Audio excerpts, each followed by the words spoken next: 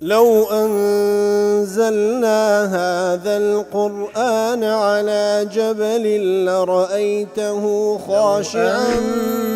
أنزلنا هذا القرآن على جبل لرأيته خاشعا أنزلنا هذا القرآن على جبل لرأيته خاشعا متصدعا من خشية وتلك الأمثال نضربها للناس لعلهم يتفكرون.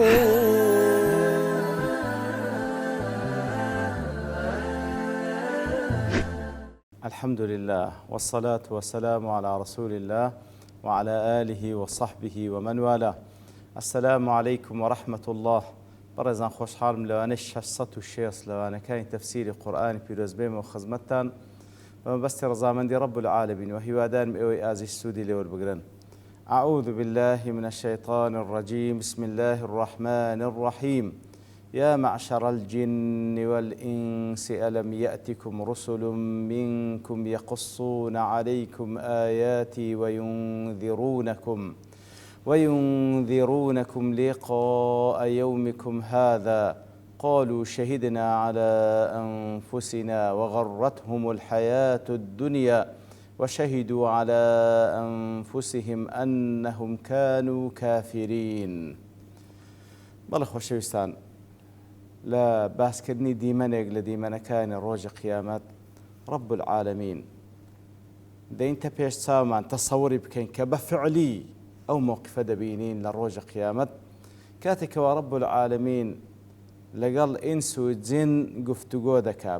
بە تایبەتی ئەوانەی کەوا گومڕانە، ئەوانەی کەوا شەیاطینی ئینس و جینن. رب العالمین محاوەڕەیان دەکا و خیتابیان لەگەڵ دەکا لە ڕۆژی قیامەت و پێیان دەفەرمی ئەی کۆمەڵی جین و ئینس ئەلەم یەئتیکم ڕوسول منکم، ئایا پێغەمبەران لەنگۆ نەهاتن؟ یەقصون عەلەیکم ئایاتی، ئاەتەکانی منیان بەنگۆ ڕانەگەیاند و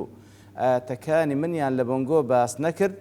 وەیونذیڕونەکم لیقاء یەومیکم هذا، و هەروها ئایا ئینزاریان نەکردن لەو ڕۆژەی ئێستا ئەنگۆ تێدانە کە ڕۆژە قیامەتە؟ قالوا شهدنا على أنفسنا، دەڵێن شاهێدیماندا لەسەر خۆمان. وغرتهم الحياة الدنيا، ژیانی دنیا ئەوانی هەڵخەڵەتان. وشهدوا على أنفسهم أنهم كانوا كافرين، ئەوجە شاهێدیان لەسەر نەفسی خۆیاندا کە ئەوان کەسانێکی کافر و بێبڕوا بوون. بەڵێ خۆشەویستانی تر، وەکو لە تەفسیری قاسمی دەڵێ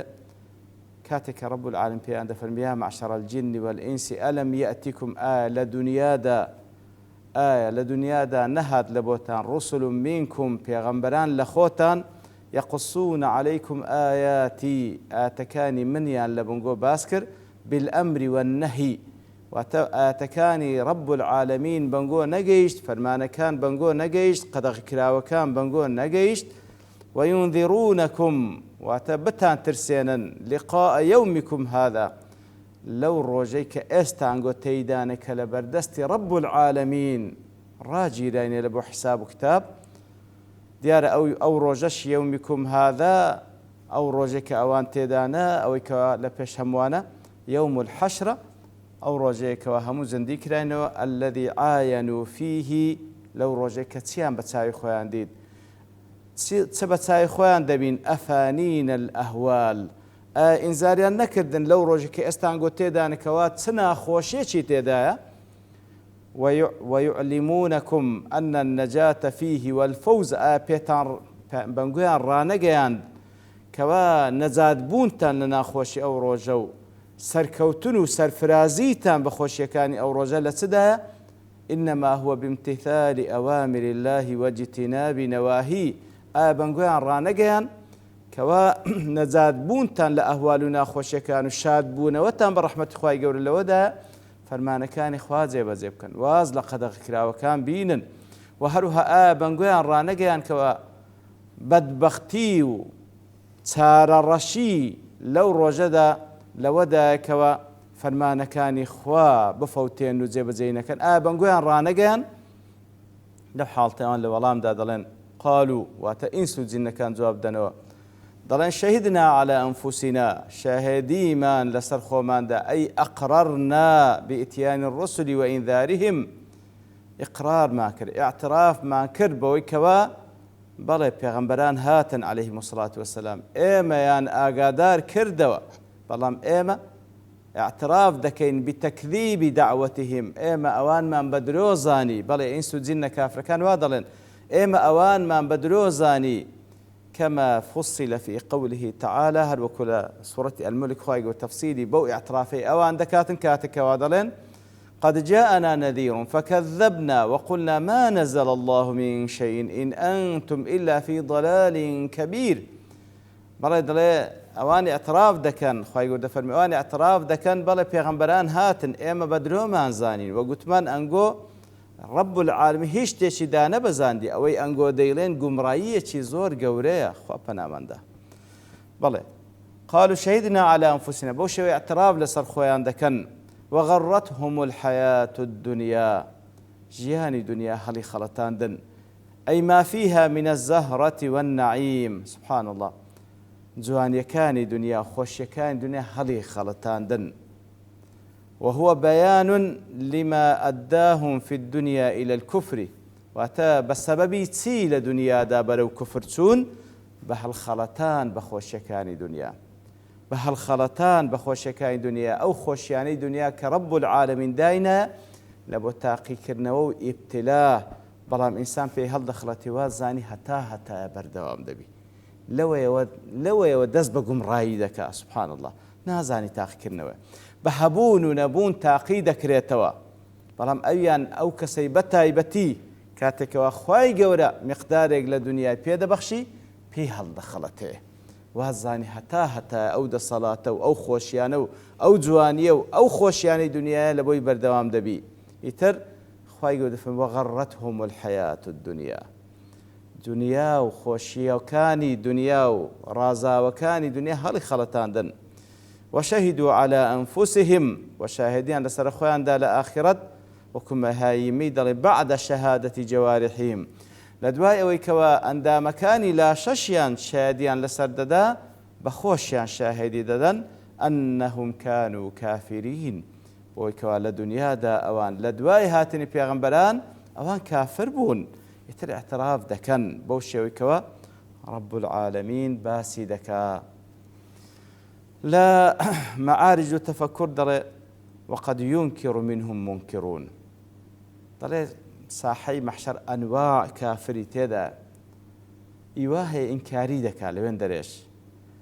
كاتك وإنكاري دكا ويختم على أفواههم راس دويان ختمي لسر ليدري ناتوان زمانيان بقري وتشهد عليهم جوارحهم لو حالتي دويان قبات دكري أو جا عند مكان لا شان شاهديان لسرددا ويشهد عليهم الشهود العدول وشاهد عادل كان لو أمثال بيغمبران عليهم الصلاة والسلام أمثال علماء كوا تبليغ دعوة بيغمبرانيان كردية شاهديان لسرددا كوا خوا بيمان راقياندن وقد يعرض عليهم شريط تسجيل حياتهم في رحلة الحياة الدنيا لو أناش لدواي أواش وەکو خوای گەورە فەرمی ئینا كنا نستنسخ ما كنتم تعملون ئەو کار و کردوانەی گۆمان هەمووی تەسجیل کردیە و کۆپیمان کردیە ئیتر لەوانەیە لێیان لێ دەدرێتەوە شەریتی کار و کردەوەکانیان ئەوەی لە دنیا کردیتە هەمووی لێ دەدرێتەوە ئەگەر ئینسانەکان ئەو توانایان هەبی کە سەوت و سوورەی کەسێک تەسجیل بکەن و تەسویر بکەن دەبێ رب العالمین چ توانایەک هەبی لەوێ دەڵێتن شریتی ژیانی دنیایان لە بۆ لێ دەدرێتەوە بالصوتی والصورة بەدەنگ و بەڕەنگ والخەواتر نەک هەر بەدەنگ و بەڕەنگ ئەوەی بە خەیاڵیان داهاتێ لەوێ هەمووی تۆمار کرایە والأفكار والنيات أو فكراني كواهيان بو أو نيتان ناو دڵیان هەبووە وحركات الإرادات سي إرادتيان كردية هەر هەمووی تەسویر کرایە لێیان لێ دەدرێتەوە عندئذ يعترف كل واحد منهم لو كاتدا همويان هەر لەوانی اعتراف دەکا بأن الشريط الذي عرض عليه خاص به بەڵێ ئەو شریتێکە لە بۆم لێدا ڕاستە ئەوە ئەمنم هەموو ئەوشتان ڕاستەکە کرایە هەمووی تەسویر کرایە و تەسجیل کرایە و لێ دەدرێتەوە بەڵێ ئەمنم واعترافهم شهادة منهم على أنفسهم ئیتر اعتراف دەکەن و شاهدی لەسەر خۆیان دەدەن پاشان دەڵێ ويسألون پرسیاریان لێ دەکرێت لما اخترتم لأنفسكم هذا الذي عرضناه عليكم باش لەبەر چی ئەنگۆ ئەو ڕێگایەتان هەڵبژار ئەوەی کەوا ئێستا لە بۆتان لێدراوە لە ژیانی دوێن لەبەر چی ئەو ڕێگایەتان هەڵبژار وهو سجل حياتكم ئەو سجل حياتێکە لە بە خۆتان تۆمارتان کردێ لەبەر چی ئەو ڕێگە هەڵەتان هەڵبژار فيقولون غرتنا الحياة الدنيا وزيناتها ومتاعاتها دەڵێن بە ژیانی دنیا هەڵخەڵەتاین بە خۆشیەکانی دنیا هەڵخەڵەتاین بە جوانیەکانی دنیا هەڵخەڵەتاین ئینجا پێیان دەگوترێ ألم تكونوا كافرين بربكم وبرسل ربكم وبآيات ربكم کەواتە ئەنگۆ کافر بوون بە پەروەردگارتان و بە پێغەمبەرانی پەروەردگارتان و بە ئاەتەکانی پەروەردگارتان فيقولون بلى لقد كنا كافرين بەڵێ ئێمە کافر بووین والعياذ بالله ئیتر بەو شێوە شاهد لەسەر خۆیان دەن خوا پەناماندا ئیترەوە دیمەنێکە لە دیمەنەکانی قیامەت جا لە ئەو ئاەتە هەندێک لە زانایان دەفەرمون کاتێکەوە رب العالمین بە ئینس و بە جین دەفەرمی ئەلەم یەئتیکم ڕوسل منکم ئایا پێغەمبەران لە خۆتان نەهاتن هەندێک لە زانایان دەڵێن ئەو بەشە ئاەتە بەڵگەیە لەسەر ئەوەی کەوە هەم لە بۆ ئینس پێغەمبەران هاتینە هەم لە بۆ جینیش هاتینە ئیتر پێغەمبەری ئینس ئەوە دیارە هەمووی ئینسان بووینە لە بۆ جینیش کەواتە پێغەمبەر لە خۆیان هاتینە لە جین ئیترەوە ئیبن جەریر تەبەری لە ضەحاک دەجێڕێت و لە ضەحاک دەجێڕێتەوە و هەروەها لە ئیدی کەش بەڵام والأكثرون على أنهم لم يكن من الجن رسول بەڵام زۆربەی زۆری زانایان دەڵێن نەخێر پێغەمبەران یعنی جین پێغەمبەریان لەناو نەهاتیە وەکو جین بەڵکو پێغەمبەران هەمووی لە ئینس بووینە وەکو مجاهید دەڵێ ئیبن جەریر و هەروە غەیری ئەوانش لە ئائیمە و عولەمای سەلەف و خەلەف دەڵێن پێغەمبەران تەنها لە ئینس هاتینە لە جین نەهاتینە بەڵام پێغەمبەران لە ئینس لە بۆ جن نیشاتنی وەکو ئیبن عەباس خوای گەور لە خۆی بای ڕازی بدڵ الرسل من بني آدم پێغەمبەران هەمووی لە بني آدم ومن الجن نذر بەڵام لە ناو جینەکان منذر هەبووە واتە پێیان پێغەمبەرانی بەوان گەیاندێ لە خۆیان وەکو هەندێک لە زانایتر دەفەرمون المراد بالرسل من الجن نذرهم الذين يسمعون كلام الرسل کەواتە لە خۆیان بەڵێ لە جن ئەو نەذیرانە بووینەکەوە ئیمانی ئەمە پێغەمبەران هیناوی ئیتر پەیامی ئەوانیان نەقل کردیە لە بۆ قەومیان هەروەکو رب العالمین لە سورەتی الأحقاف دەفەرمی وإذ صرفنا إليك نفرا من الجن دەفەرمی چەند کەسانێکمان لە جن چەند عەدەدێکمان لە جن هنا خزمەت تو یا رسول الله يستمعون القرآن تاوك قرآن لتو ببستن فلما حضروه قالوا أنصتوا كاتكوا آمادە بوون و پێغەمبەر قورئان لۆخینەوە ئەو جا بە یەکتریان دەگوت گوێ لێ ڕابگرن چاک گوێ لێ ڕابگرن فلما قضي کاتێکەوە پێغەمبەر لە قورئان خینەکەیتەوە بوو ولوا إلى قومهم منذرين ئیتر گەڕانەوە لای قەومی خۆیان لە جینەکان ئینزاریان کردن بەو پەیامێکەوە لە پێغەمبەریان بیست صلی الله عليه وسلم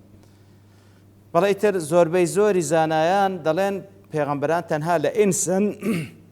لە جینەکانیش تەنها نەذیر هەبووە کەوا پێیان پێغەمبەران بۆیان ڕاگەیاندیە ئیتر ئیقامەی حوجەیان لەسەر کرایە بەو شێوەیە بەڵام هەندێکتر لە زانایان وەکو گوتمان دەڵێن لە جنیش پێغەمبەر هەبووە دەفەرمێن منکم کەواتە لە جنیش پێغەمبەر هەبووە لێ بەتایبەتی دەڵێن پێشی ئەوەی کەوە ئینس خەلق بی خوای گەورە جنی خەلق کردبوو کەواتە جن لە پێشی ئینس خەلق کرا پێشی ئەوەی کەوە ئینسان خەلق بکرێ ئەوانش پێغەمبەرانیان لە خۆیان لە بۆ ناردرا بوو بەڵام دوای ئەوەی کەوە ئینس خەلق کرا ئەو جا پێغەمبەران لە ئینس دەهات لە بۆ ئینس و جن بەتایبەتی ئەوەی ثابتە وەکو موسى عليه الصلاة والسلام وەکو عیسا عليه الصلاة والسلام وەکو محەممەد المصطفى صلى الله عليه وسلم کەوە لە بۆ ئینس و جن ناردراینە بەڵام لە پێش ئەوەی کەوە بەنی ئادەم خەلق بکرێ ئادەم و بەنی ئادەم خەلق بکرێ ئەوە لە خۆیان پێغەمبەران هاتن بە هەر حاڵ بەڵام زۆربەی زۆری زانان دەڵێن ئەوەی کەوا لە پێغەمبەران هاتینە تەنها نذور بووینە ئەوانی دیکە پێغەمبەران زیاتر لە بەشەر بووینە کەواتە ئەوەش ڕێیەکی ڕێی تێدەچی لە پێشی ئینسانەکە ئەدی باشە لە چی پێغەمبەران کوو لەوان هاتنە لە خۆیان هاتیە بەڵام لە دوایە کۆ ئینسانەکان خەڵق کران کەواتە لەو حاڵەتەی پێغەمبەران تەنها لە بەشەر بووینە لە ئینسان بووینە لە جین نەبووینە هەتاوەکو ابن كثيرش رحمتي خوای لێ بچەند بەڵگەیەک دەینەوە لەسەرەوەیکەوە پێغەمبەران هەر لە بەشەرن وما أرسلنا قبلك من المرسلين إلا إنهم ليأكلون الطعام ويمشون في الأسواق سورة فرقان کەوا بەو شێوەیە خوای گەورە سوبحانه وتعالى دەفەرمی پێغەمبەران ئەوانە کە هاتینە ليأكلون الطعام ويمشون في الأسواق پێغەمبەران لە پێش توش کە نردیتمان هەمووی بەشەر بووینە نانیان خواردی وەکو هەر بەشەرێک لە بازاڕان سوڕاینەوە ئەوە صفەتی بەشەرە صفەتی جین نییە ولە سورەتی یوسف دەفەرمێ وما أرسلنا من قبلك إلا رجالا نوحي إليهم من أهل القرى کەواتە لە پێش توجا رسول الله رجالمانە کەواتە لەناو ئینسانەکەش بە تایبەتی پیاو بووینە پێغەمبەران عليهم الصلاة والسلام کەواتە ئەوەی کەوا ثابتە پێغەمبەران لە بەشەرە لە بۆ ئینس و لە بۆ جن ڕەوان کراینە والله أعلم ئیتر بەو شێوەیەش خوای گەورە دیمەنێک لەو دیمەنانەی قیامەتمان لۆ دەژێڕێتەوە وەکو ئێستا کە لە ناوی بژێن بەو شێوەی لۆمان دەژێڕێتەوە ئیتر لە بۆ ڕەب العالەمین دیارە داهاتوو وەکو ڕابردووە داهاتوو کە هێشتا ناتێ بزەبت خوای گەورە لۆمان دەژێڕێت کە بزەبت وا ڕوودەدا و بالفعل ئەوهاش بە چاوی خۆمان لە ڕۆژی قیامەت دەبینینەوە لەخوای گەورە داواکار لەو کەسانە بین کەوە ئێمە لەو دیمەنانەی قیامەت کە بە تایبەتی ئەو دیمەنەی ئێستا کە خوای گەورە لۆمانی باس کرد کە بریتە لە دیمەنی کەسانێک لە ئینس و لە جین کە شایاطین و گومڕانە ئێمە تێدا تەنها بینەر دەبین نەو کەسانی بین کەوا لە زەمنی ئەوان بین والعیاذ بالله نا بەڵکو ئێمە لە ژێر سێبەرێکەوە خوای گەورە سوبحانه وتعالى بە ڕەحمەتی خۆی بۆ ئیمانداران دروستکات لەوێن دەرێ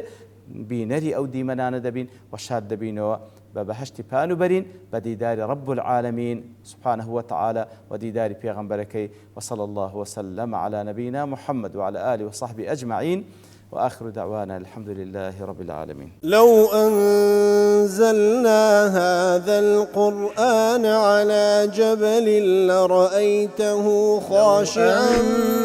أنزلنا هذا القرآن على جبل لرأيته خاشعا أنزلنا هذا القرآن على جبل لرأيته خاشعا متصدعا من خشية وتلك الأمثال نضربها للناس لعلهم يتفكرون